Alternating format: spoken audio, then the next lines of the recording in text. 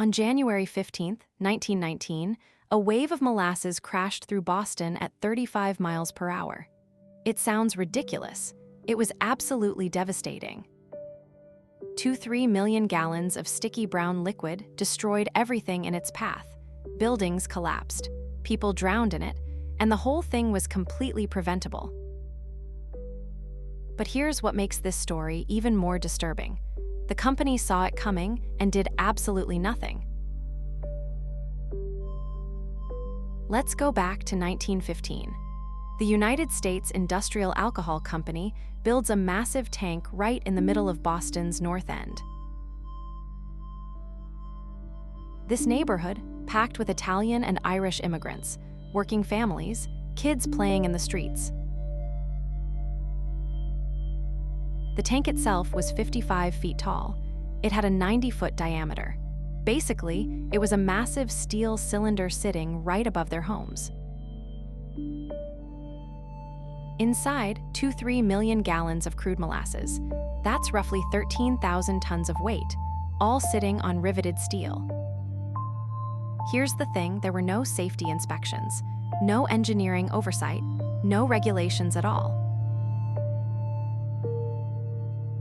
The company could build whatever they wanted, however they wanted, wherever they wanted. For months before the disaster, the tank started leaking, molasses just oozing out onto the streets. Management's solution? They didn't repair it, they didn't investigate it, they just painted over the rust. That's right, they literally hid the problem with paint. The rivets holding the tank together were corroding from the inside, slowly getting weaker, day after day. January 15, 1919, Wednesday afternoon, 2:15 p.m., a normal day in Boston.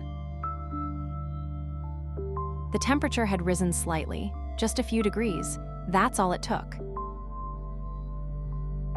The massive tank couldn't handle the pressure anymore.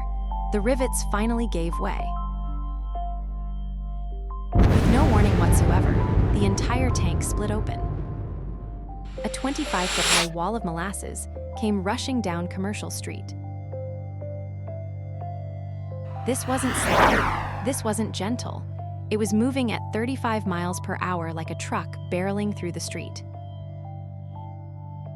The wave hit a nearby firehouse. Firefighters barely escaped with their lives. Buildings in the path of the molasses just collapsed. Steel support beams snapped like toothpicks. Horse teams that were on the street were buried and killed instantly. They never stood a chance. 21 people died that day, but that number doesn't capture the full picture. Over 150 people were injured, some of them severely, many for life.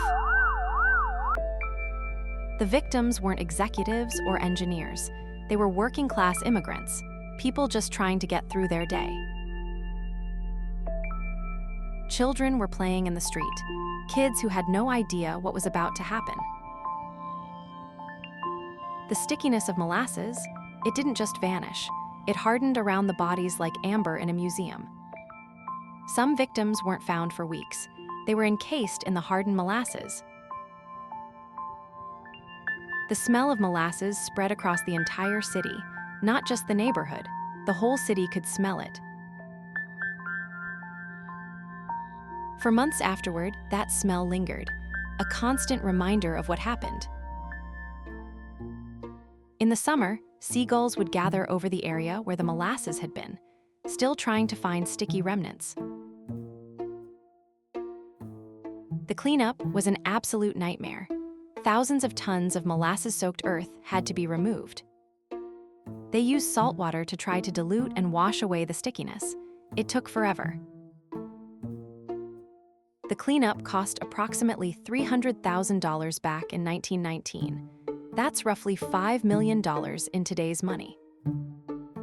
The area couldn't be fully cleaned for years. It was an environmental catastrophe. Now here's where it gets interesting.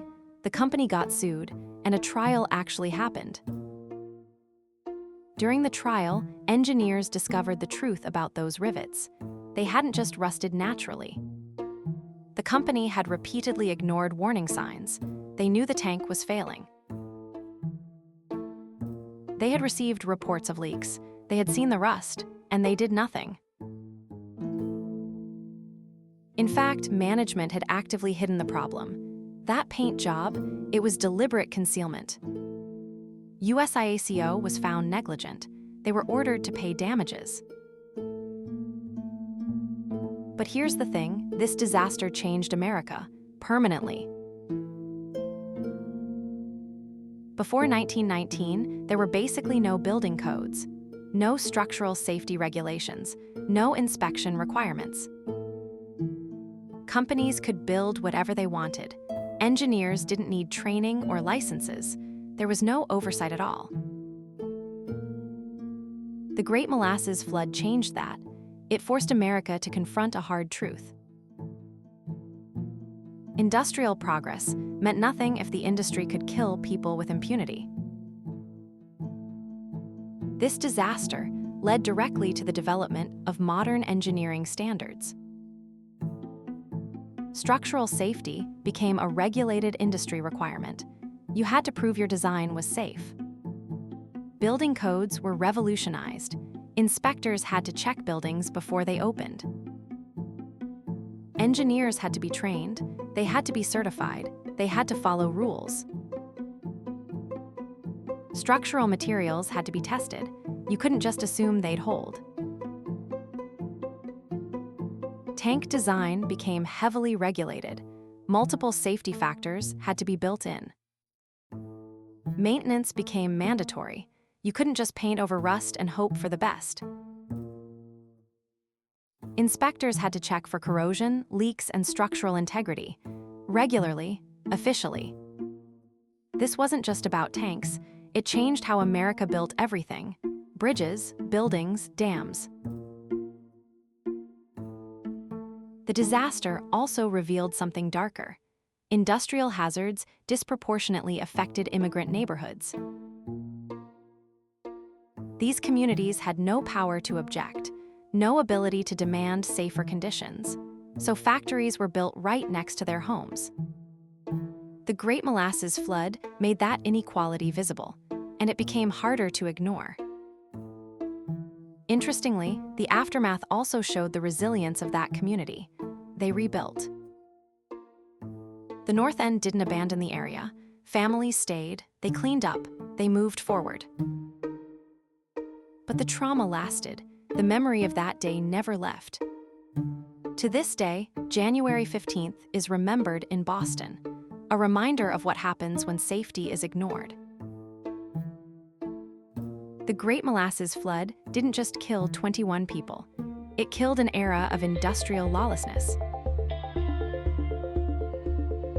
It created the foundation for every safety regulation you know today, every building code, every inspection. Because of this disaster, engineers now have to think about failure modes. They have to prove safety mathematically. Buildings have to have safety factors. If a component is rated for 100 tons, you only load it to maybe 50. This redundancy costs money, it makes construction slower, but it saves lives. Material science evolved because of this disaster. Metallurgy became a serious discipline. Corrosion resistance became a major concern. Engineers started using stainless steel and protective coatings. Before 1919, corrosion was just seen as wear and tear. You painted over it and called it maintenance. Now corrosion is actively monitored. It's tested, it's measured, it's reported. The disaster also created a new class of professionals, forensic engineers, engineers who investigate failures. When something goes wrong now, an expert digs into what happened. They figure out why. They prevent it from happening again. The legal precedent from the USIACO trial established something crucial. Companies are liable for structural failures. You can't hide behind ignorance anymore. You can't just paint over problems. You have a responsibility. This liability actually incentivizes safety. It makes companies want to do things right the first time. Think about it. Before 1919, there was no financial incentive to be safe. Corners could be cut. After 1919, a structural failure could bankrupt a company. That changes the calculus. The Great Molasses Flood is often called one of the strangest disasters in American history, and it is strange. A massive wave of sticky brown liquid destroying a city sounds like something from a cartoon. But the consequences were very real. The deaths were real. The suffering was real. And the changes that came from it, those were real too, foundational to modern engineering and safety. So the next time you're in a building that's 50 stories tall, remember something. That building was built under codes and standards that exist because of a molasses disaster in 1919. The engineers who designed it had to prove it was safe, had to test the materials, had to account for failure. Inspectors had to check the work multiple times at different stages. The building had to account for earthquakes, wind, human errors, and material failures all at once. That's because someone learned the hard way that you can't just build whatever you want. The hard way was a 25-foot wall of molasses, moving at 35 miles per hour. The Great Molasses Flood of 1919 was a turning point in human history, and not in the way you'd expect. It showed that industrial progress requires responsibility, safety requires oversight, lives require protection. And that's the lesson that still matters today. The weirdest disaster changed the world.